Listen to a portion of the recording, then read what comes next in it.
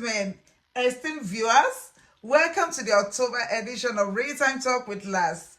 I am excited to be hosting you again for the next 30 minutes. I promise I'm not going to take much of your time. Thank you for tuning in and for all your likes and comments. I say thank you. But don't forget to subscribe or tell a friend to subscribe, invite a friend to subscribe, or even join us. You can never tell who needs to hear this. I am your host, Omolareni, Oyelas, as many like to call me. I like that. Thank you. Today, I am before you to discuss a topic that many of us are familiar with, whether directly or indirectly. In-laws drama. Yes, you heard me right.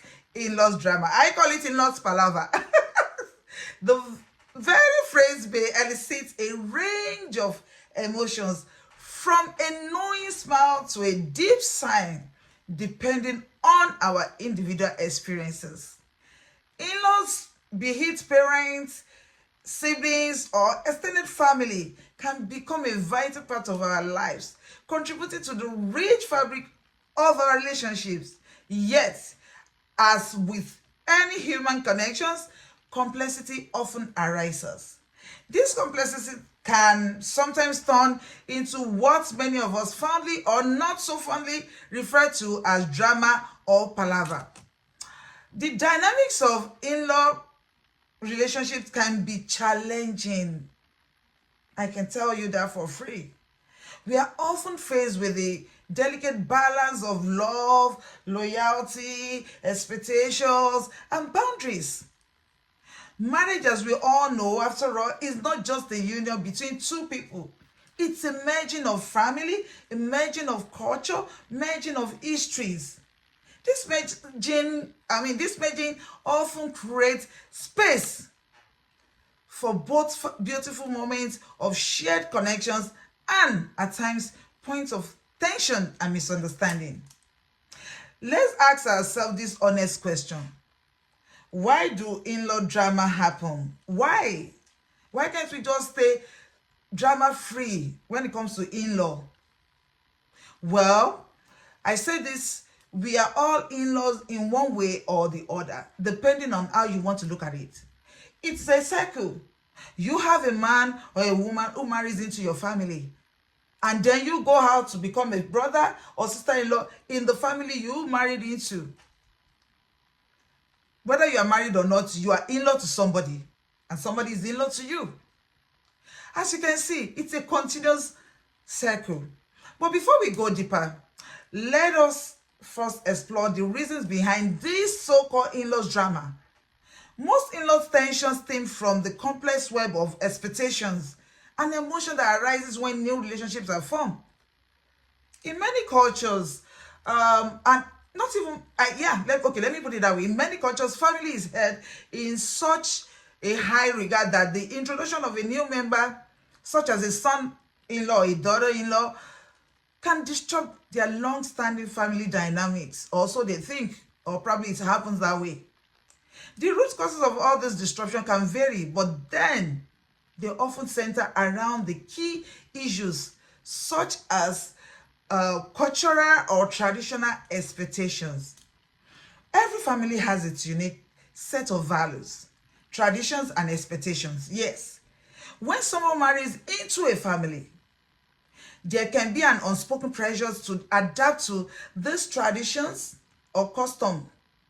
In-laws may feel a sense of obligation to ensure that, hey, the new family member must follow their custom and ways of life. Don't this sometimes can create friction because they are all brought up differently. The person is also coming from a family that has their own culture that, custom too. Especially if the individual, yes, have a different value or is even struggling to adjust to the new cultural norms. Let me tell you one of my many examples.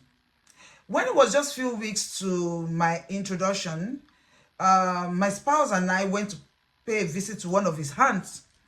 And just before we leave, my husband's aunt called me aside and told me that, you see, you are going to be a wife now, blah, blah, blah. Make sure that you don't call any of your husband's younger ones by name. no matter how little the person is, no matter how small the person is, you can't call them by name. And then I'm like, hey, this thing hits me differently. Yes, in most Yoruba culture, it is appropriate for a new wife, to call the husband's sibling not by name. The funniest part is that my husband's only younger brother, then even till now, actually doesn't like the custom of brother or baba Okodi. He said, call me by my name. But as a well-trained child of a wise mother, I adjusted without complaint, because I just want peace to reign. Honestly speaking, is it to call people by their, respect them? I will serve you very well. You know, wisdom is profitable to direct. I have to respect that. It's okay, I don't have a problem with that. I feel this practice shouldn't have been forced down on one's throat. I don't think it's something that should be told. As a well-trained person, you should know the right thing to do without being told. I know what is obtainable. So why bringing it in my head? Why making it look like a big issue? It's not. Another key issue is emotional attachment. Parents, especially mothers, often have a deep emotional attachment to their children, which can be a source of tension when a new spouse enters the picture. Women, some in-laws may feel like they are losing their place in their son's life, in their daughter's life, leading to possessiveness, jealousy, or even overprotectiveness. These emotions, can manifest in action that intentionally or not intentionally cause stress in the marriage.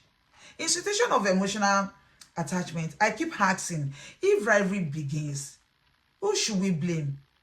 When someone is so emotionally attached that they choose to overlook the fact that a new family member, through marriage, also need to build emotional attachment with their spouse, tension can arise.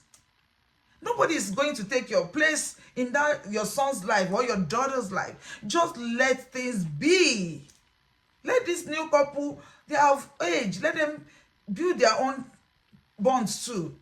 Another common source of in-laws challenges is the issue of boundaries. Yes, families often struggle with defining what is acceptable when it comes to involvement in the couple's life.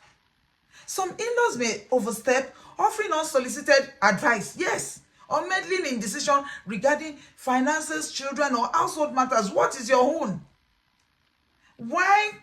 Well, meaning this involvement can lead to conflict, especially if the couples feel their independence is being undermined. Let me tell you, let me even laugh in Swahili. Talking about boundaries remind me of that same aunt of my husband, who told me not to call even a 1 year or 3 month, a day old child in their family by name. Also told me at one time, that I should go and remove my middle name from my social media handles. Like, I didn't find it funny. Like, what is happening? Because I'm not your daughter. I know your daughter, who is also married into another family, she still has a maiden name with a married name on a social media handle. Why are you lecturing me? Why are you forcing it down my throat? And I really don't, I don't have a life for myself. You want me to drop my middle name? Mind you, my middle name was in combination with my married name. So why is she forcing it on me to go and remove my middle name? And yet you have a daughter who is bearing a middle name, your own family name, and a married name. Is it because I'm somebody else's daughter? Boundaries. Another big issue is the issue of generational differences. The generational gap between in-laws and young couples can be another source of friction. You see, older generation may have different views in marriage, parenting, or gender roles. You can attest to that. This perspective can sometimes clash, leading to misunderstanding or disagreement about how things should be done when you're forcing it on the new couple. Do it this way, spend money why? I don't know. Why some in-laws mean well, yes, some means well. Other may seem intent and frustrating the young couple, forgetting that they themselves were once in the same shoe. They were once young couple. It's fine to offer advice, but don't impose it as something that must be followed at all costs. This kind of pressure creates a negative environment, and it is not a pleasant place to be. I tell you.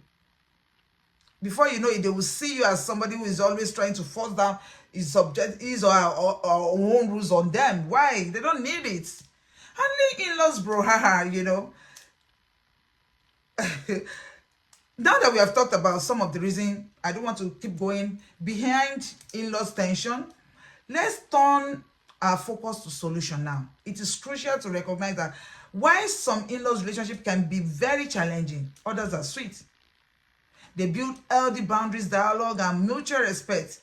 When you do that, it can go a long way in diffusing tensions and encourage a positive relationships. There are in-laws that are sweet, and there are in-laws that are not so, in fact, not say sweet. They are just there to frustrate you. But please, how do you go about it? Number one, set clear boundaries. I'm talking to couples now. Most of the time, the way to prevent this in-laws issue is to establish a clear boundaries. Set limits early on. This means having an open discussion with your spouse and in-laws about what is acceptable and what is not. Boundaries help manage expectation and prevent feelings of resentment. For example, if a couple values their privacy, it is important to communicate that certain decision, like finances or parenting, there are matters they wish to handle independently. So leave them to do it that way. Except they ask for your advice. Or except that you say that they are doing it the wrong way, just offer your 2 kobo or 1 kobo advice and leave them, whether they take it or not. Effective communication, dialogue, or discussion is at the heart of any relationship, successful relationship. And this applies equally to in-laws relationships. Rather than letting frustration simmer, it is noteworthy to address issues calmly and respectfully. You don't have to be rude. You don't have to be saucy. You don't have to be nasty. There's a better way you can go about it. Wisdom is profitable to direct. In many cases, in-laws may not even realize they are causing discomfort. They are just doing it, you know, how they know how to do it. So having a kind yet honest conversation can be a very helpful one in clearing the air. Don't assume they know they are making you feel uncomfortable. No. Express how you feel in a respectable way. If some in-laws seems unapproachable, yes, I know some can be like that. Ask your spouse to address this issue with them respectfully.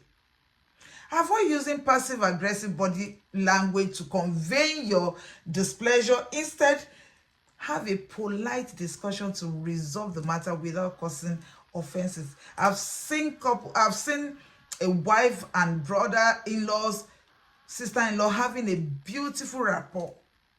Don't you want that? You know, it is also key to communicate with your spouse. In-law challenges should be approached as a team. Both of you are a team, with both partners working together to maneuver potential conflicts. You see, the key to remain united and present a harmonious front when addressing issues with in-law, it can never be overemphasized. Another one is empathy and understanding. While it can be easy to focus on the negative aspects of in-laws relationship, practicing empathy can help shift the narrative. Just look at it. Just put yourself in the person's shoe. Try to understand where the in-laws are coming from. We are brought up differently. Often their actions stem from a place of love. They just don't know how to go about it, and concern for their own child. Recognizing their intention can even be misguided and can help, you know, soften tensions and build bridges of understanding. Always have this in mind, that you are a person, that you as a person will one day become a mother-in-law or a father-in-law. So what practice are you learning? I mean, what are you learning? What are you taking in to give back when it's your turn? Hey, another way of handling in-laws issue is for you to choose your battle wisely. I love this one. Not every issue is worth confrontation, my darling. In marriage, and particularly in relationships with in-law, it is important to pick your battle, and you pick it wisely. Sometimes letting small things go in favor of maintaining peace can be a wiser choice. This doesn't mean ignoring major issues, but rather understanding that you can compromise. Compromise is often necessary in family dynamic. You can compromise. It's not everything you want to fight. It's not everything you want to, hey, Lord did it. Hey, no, let's go of some things. Overlook it. Choose your battle wisely. Let's find a common ground is another one. One way to improve in-laws relationship is by finding common interests and shared activities. Whether it's celebrating a holiday, attending family gatherings, or simply enjoying each other's company, shared experience can foster a sense of connection and strengthen bonds. Let's quickly talk about role of spouse or spouses. A key element in managing in-law dynamic is the role of your spouse, of the spouse. Spouses must be the bridge between their partner and their family. They should act as mediators, advocating for their partner, while also respecting the feelings of their parents and siblings. It is very important. This can be a difficult balancing act, but when it's done effectively, it helps prevent misunderstandings and ensure that both sides feel heard and respected. Child, I witnessed this firsthand many times, but I use it to my own advantage. Yes. It is also paramount for spouses to protect their relationship from outside interference. When in-laws are overly involved, it can strain your marriage. It can strain a marriage. It can strain the relationship. Spouses must prioritize their partnership and work together as a team to maintain a healthy balance between family loyalty and their own independence. I know my gender, we sometimes overdo some things, we can be manipulative at times, but please do it with wisdom. Now, talking to my gender, stop listening to wrong counsel of people outside. Yes, we have some men too who also listen to wrong counsel, but mostly it's my gender. These people that are counseling you, they would take anything thrown at them in marriage, but yet they would teach you to be hostile to your own in-law. They just want to pass what they should do, which they are weak to do, onto you, and you will be unwise and go and carry it out. So stop listening to some unwise decision advice outside. This isn't to say that you shouldn't accommodate some people's advice or even in-laws, because I know some people are reluctant to host their in-law. That's another thing. They are reluctant to host their in-law, and that's really not nice. It may not particularly be so with you, but let me tell you, when you call people, when you say this is your in-law and that's your in-law, and they are coming to visit you, it is your responsibility to make your home welcoming and comfortable for them. Don't forget, they are coming to see their child. Don't make it a hell place for them. And I must place emphasis on this. Don't constantly throw your spouse under the bus. I remember many unpleasant situations with in-laws, and honestly, they weren't good experiences. I feel my spouse didn't stand up for me a lot of time, leaving me to face things alone. Why I get upset about this, but I quickly remind myself to be a better in-law to the partners my brothers are bringing home, the wives that will come into my own family.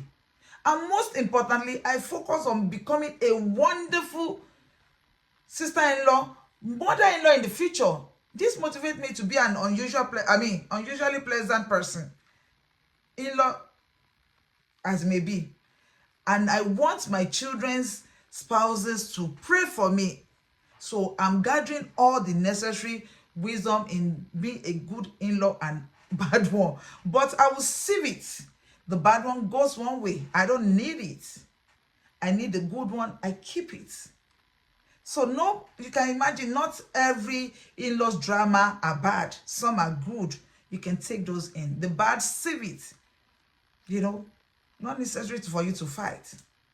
In-laws drama are for better for worse, except you want to break out of that marriage. A part of the family's experience for many. However, you don't have to be a source of they don't have to be a source of perpetual conflict with understanding, patience, and clear conversation. This relationship can evolve into one of the mutual respect and even affection. Remember, families are complex system of love, traditions, and expectations. But at the core, they are united they are united by a shared desire of happiness and well-being. If we approach this in-laws relationship with empathy, with openness, and a willingness to compromise and not just fight every time, not just walk on the edge, not just have to say this and that, we can manage the challenges while cultivating meaningful connection.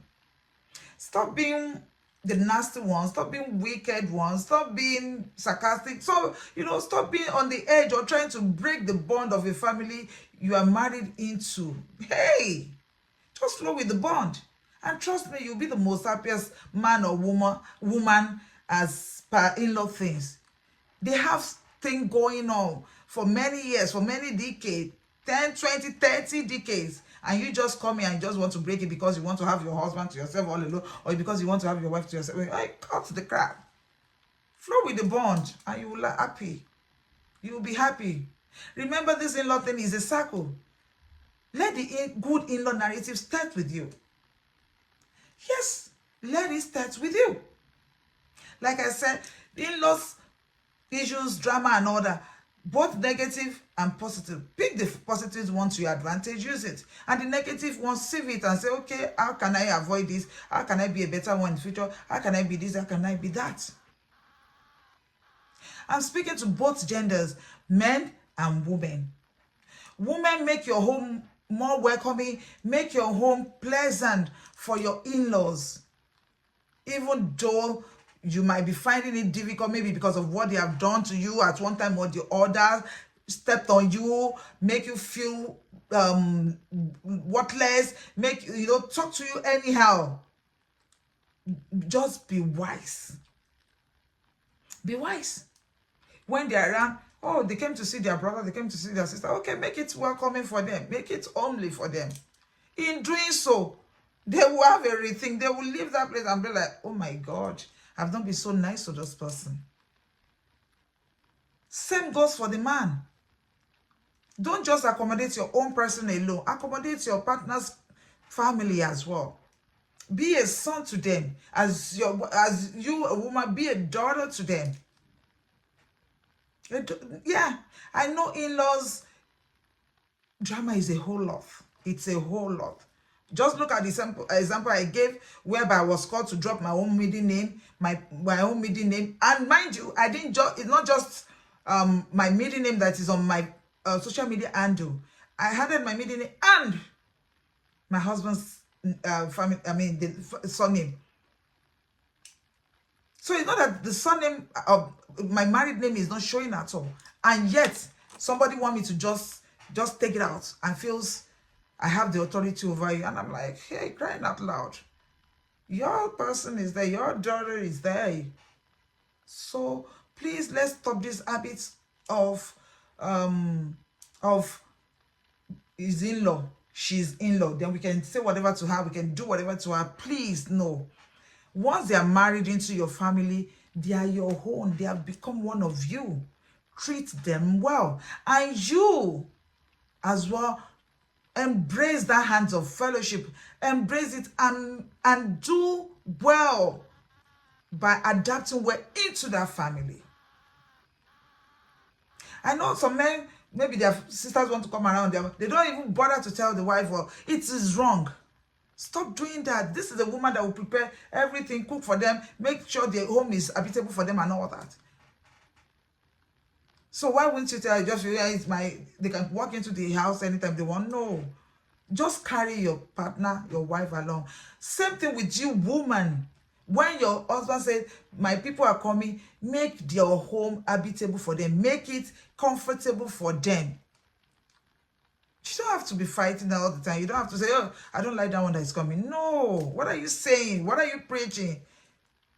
It's, to be a bad mother-in-law, a future bad mother-in-law, start from now. That means you must have been a bad sister-in-law or a bad brother-in-law. I don't know, whichever one. So please, let the narrative of a good... I remember, my gender, we do some things sometimes. When we don't even want them to come around, we just spring up excuses that is not even tenable, not obtainable. It is wrong. You don't want them to come and see their son, but you want your own people, you want your people to come around and you flex, you do everything. Hi, both of you have become one. Merging. Family is also merging, please. Let's do things right. And again, let the good narrative of an in-law start with you. Yes, we all have our own challenges and all that. But when we love each other, we can accommodate each other's shortcomings and be a better one. Like I tell myself a lot of time, I am going to let the good narrative of in-law start with me. I checkmate myself a lot of time. Yes, we are all human. We fall out sometimes, but I quickly retrace my step. So I want you to also make it a point of duty for the good narrative of in-law, good one, to start with you. And I want to bring this to a close until I come your way for the November edition, where I will be talking about what? Have been asked so many times. Talk about depression.